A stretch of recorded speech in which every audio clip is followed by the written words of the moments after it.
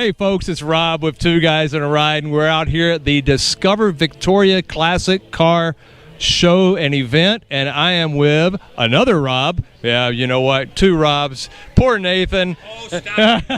So, Rob, he's got a cool story. He's got a couple of cool cars, and we're going to have him tell you about him, about his love for these cars, and what drew him to these cars, and give us a little history of himself as well. Rob?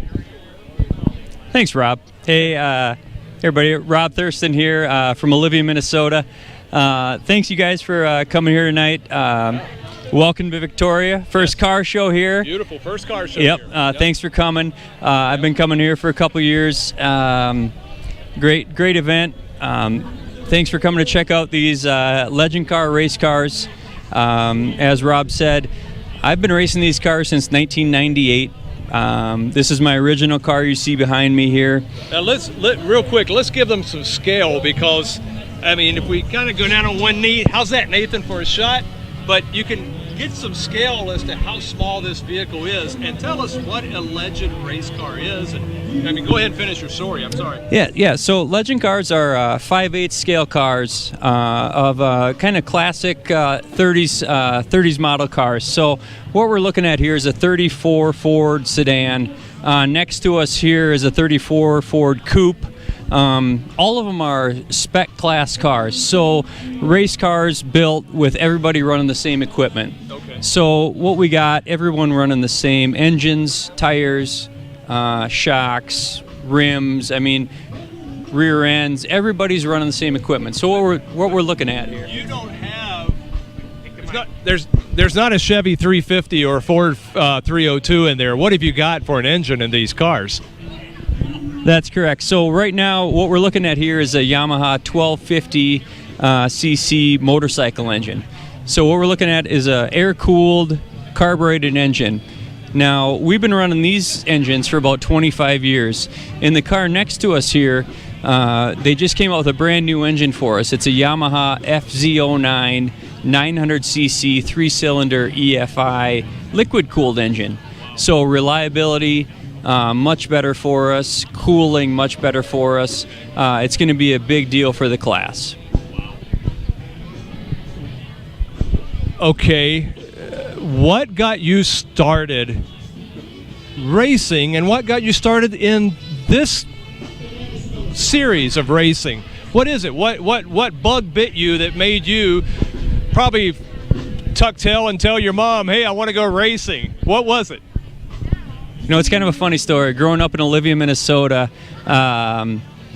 it's the corn capital of the world, so you wouldn't think much about racing there. But our next door neighbors, he used to race at Rhode Island Speedway on the dirt track, and he used to sneak me into the pits. He used to actually put me in the back seat of his truck hauling his race car over there and throw a blanket over me when I was about 6, 7 years old and say, don't make a noise when we go into the pits. And I got hooked from that point, because he used to put me on top of his truck in the pit area and say, don't move, I'm going to go out racing. And that guy ended up, Nick Kranz ended up going up into IndyCar and becoming general manager of Dick Simon Racing. Tragically, his life ended too soon of a heart attack. So we raced in honor of him. But that kind of got me hooked on racing. The Legends cars, what we see here, are all manufactured in Charlotte, North Carolina. As I said earlier, they're spec class. So you actually order these ready to race, or you can build them yourself as kind of a kit car. But how I got started with these cars are the dealership was actually in Olivia. So you think a town of 2,000 people, how does Olivia end up with a dealership? Well, I ended up there, and a classmate of mine, Scott Brandt and the Brandt family, had the dealership. And so being good friends with Scott, I kind of got hooked on racing. I had a passion for racing growing up. The next biggest thing was talking my parents into getting me into one of these cars, which was the tough sell. Yeah, so I wouldn't say I begged, but I kind of begged, you know, as a 14, 15-year-old, telling my parents it was a good idea to go buy a $13,000 race car. That's That's a tough sell as a kid, you know. But I put enough effort in around the house and told them I really, really, really wanted to do this. They put enough faith in me to go ahead and purchase a car. Now, the funny thing is, I had never driven a race car before. This is the cool part, yes. The other thing was I had never seen the racetrack before, nor had I ever seen these race cars on the racetrack before. Okay, so let me recap. You talked your folks into getting this race car. $13,000, but they did it. You had yet to ever step foot on the track, much less in the car. Okay, so tell me about the first practice or race. When was the first time you actually drove one of these cars? Yeah, it was about a week before the season opener. I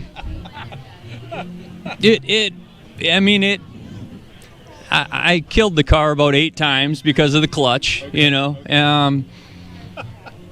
I didn't crash anything, but so the parents were happy about that. You know, the first season, was interesting. We raced 35 races that first season, between Sauk Center, Fergus Falls, Shakopee, Elko, and a few out in Wisconsin.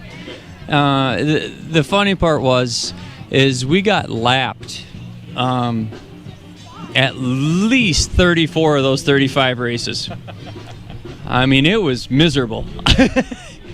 It wasn't successful. But it was your first season, first time in the car, first time doing all of this, so that's not bad at all.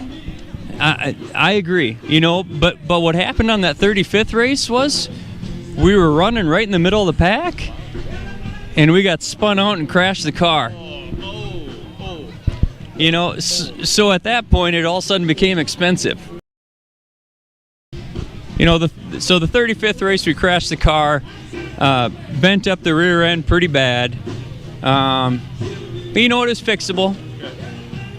So we went ahead, got ready for the second year, picked up some speed, raced another 36 races. But what happened the second year is we picked up enough speed to be running right in the middle of the pack. Okay. And you know what happens in the middle of the pack? You crash a lot. Yep. And that year we crashed about 16 times. Wow. And that gets really expensive.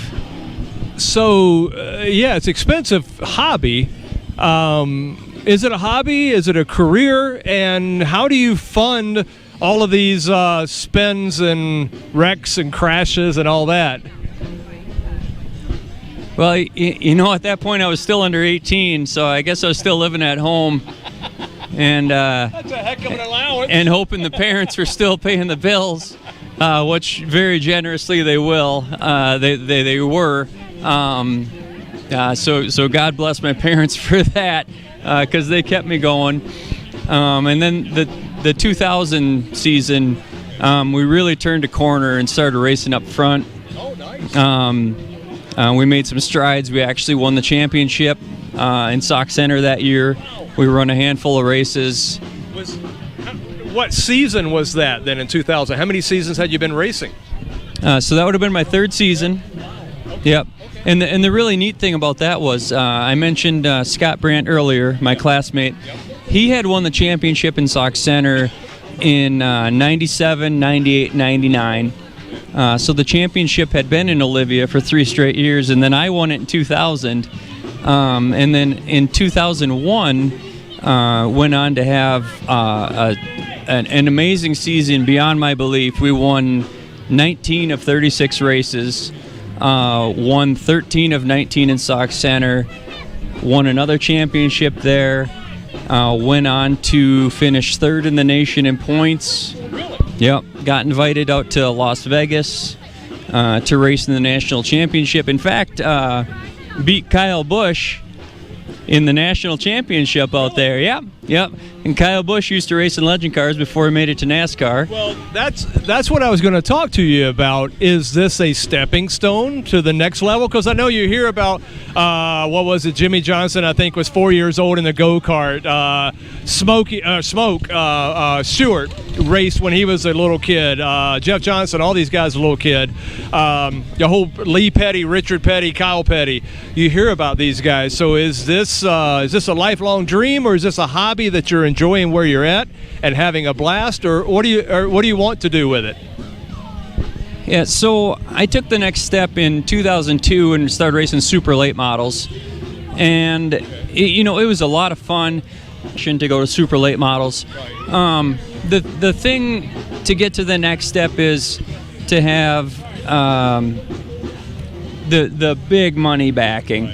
And you really got to go out and find that, and you got to start racing touring series, regional series. You really got to start traveling. And we didn't really have the time commitment to put towards that. And really racing these is more fun. I had a lot of fun racing these. We did that for about 3 years and had success doing it, but I just wasn't really ready to make that next step. Are you your own pit crew? Yeah, I've got a small pit crew, including my mom, my wife Abby. Wait a minute, I've got a picture of your mom in a fire suit holding that big can of gasoline like on the back of a NASCAR. Is that what she does? So thankfully in super late models we don't have to do fast pit stops. Okay. All right. So no, she didn't need to wear a fire suit, but I have no doubt she would throw it on in the event that she would need to. Okay. So we ended up winning 4 championships in Sauk Center, multiple state championships, had plenty of success, and then just kind of took a step back, started a family, got a young family now. My wife Abby, we've got an 8 and a 5-year-old, 2 girls that love traveling along with us when we go racing. Yeah, so I've got a young family. We race 6 to 8 times a year down at Elko Speedway now. 2 years ago, we had a pretty big scare for my family. This car we're sitting on right here, we ended up flipping over at Elko Speedway, coming off the turn.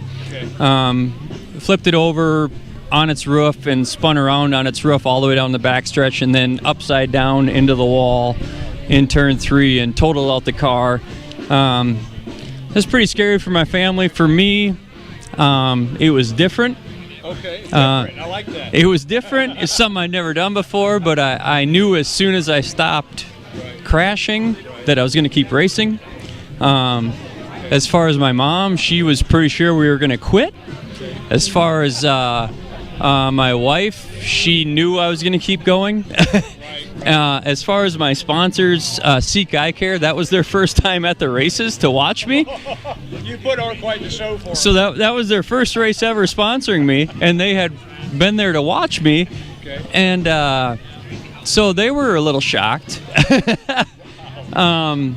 But I put on a show for them. I was entertaining. Yep, that you were. So anyways, we've been fortunate to have a lot of luck. We're having a lot of fun. Coming to events like this and having kids crawl on the cars. I love it. I've noticed that, we've had to cut the kids out because it is a YouTube video, but you are allowing the kids freely to climb over the cars, in and out of the cars, and play around with them. And that's really cool that you're able to share that, and you have that sense of community that you have. And I think part of that's growing up in small town Minnesota as well. That's part of it. And, Rob, thank you so much for sharing your story with us. Thank you for sharing your passion. Because for someone to tumble a few times, immediately, he probably didn't even take stock of how he was physically before he'd already decided, well, I'm going to keep going no matter if I've fractured my collarbone or not. But thank you so much for sharing your passion. Thank you for sharing your cars. And it's a great story. Thank you. Thank you. Appreciate it.